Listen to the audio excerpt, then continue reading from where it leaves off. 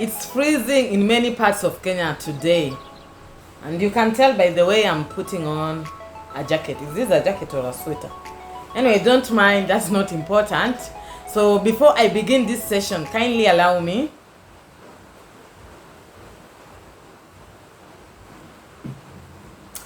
awesome.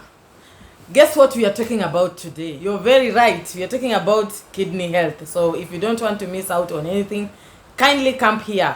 For the new viewers and subscribers, thank you so much. You're much welcome to join me.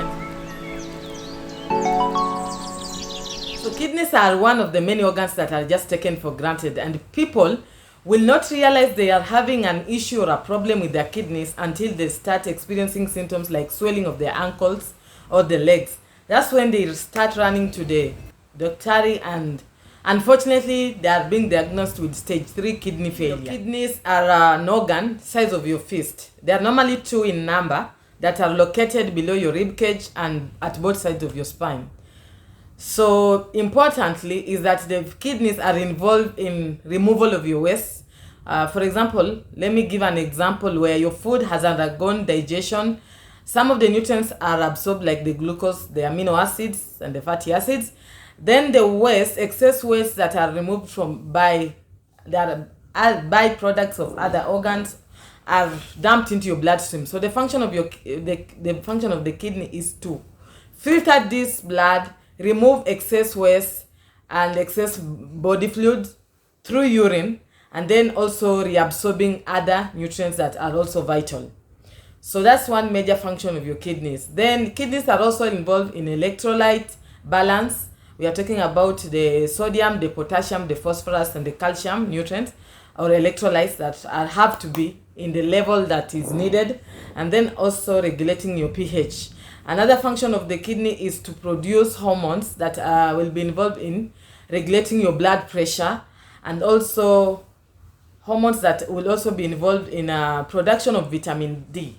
That is also essential in the absorbing calcium, so therefore maintaining your bone. The kidney will also be involved in the controlling of how the red blood cells are produced in the body, and one of the symptoms where when your kidney is damaged is important to keep your kidneys healthy. And today I'm going to give you tips on how to keep your kidneys healthy. We recommend exercising 3 to 4 days a week. That is 30 to 60 minutes per day. So begin gradually as you increase your intensity of exercising. And if you have any healthy issue, kindly consult any person involved, your medical practitioner, before you start any exercise. So in your exercise, kindly stick on it. It's something that you need to stick on it for you to see results. So not just exercising the whole day, one day, and then you say, I have been exercise is very important in building your muscle strength, your muscle mass, lowering your blood cholesterol, helping you regulate blood pressure or lowering your blood pressure for those ones who are hypertensive, also lowering blood sugar levels for those ones who are diabetic. So exercise are very important in strengthening your kidney muscles and all that. So they will also help you keep fit and maintain your weight within the normal levels. Tip number 2, try to control your blood sugar levels. For example, if you're diabetic or if you are pre-diabetes. And this is why, because when there is increased blood sugar levels in your blood, your kidneys will be forced to filter more blood, and thereby you're either destroying the structure of the kidney or weakening the muscles. At the end of the day, you may end up having acute kidney injury or chronic kidney disease. And we don't want to reach at this stage, because the treatment of these conditions are very expensive, because you'll need dialysis, where your blood is filtered through a mechanic or an artificial kidney, or you may need a kidney transplant. So try as much as possible to control your blood sugar levels within the normal range that is required. Having your diet and also maintaining your physical activities. Exercise is very important. Number 3, monitor your blood pressure levels regularly. A healthy blood pressure level is 120, that is systolic, over 80 diastolic. So anything above that will start raising an alarm. It is wise you visit your healthcare facility to check your blood pressures as regular as possible, and maintain your diet, that is reducing your salt intake and also maintaining a physical.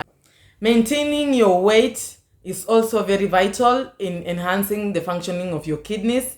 We've seen that overweight and obesity will predispose you to many conditions like hypertension, diabetes.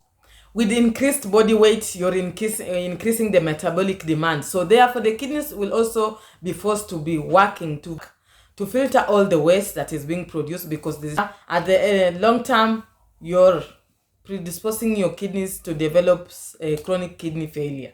Again, we've seen that the treatments are very expensive.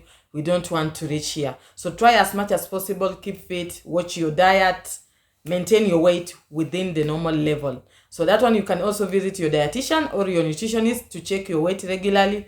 I can't emphasize enough on diet and how it helps in promoting your kidney health and functioning. One thing we recommend, try to reduce your salt intake to below 5 grams per day. That's like equivalent to 1 teaspoon.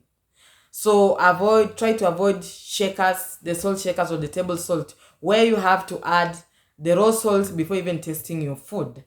Then incorporate whole grains in your diet.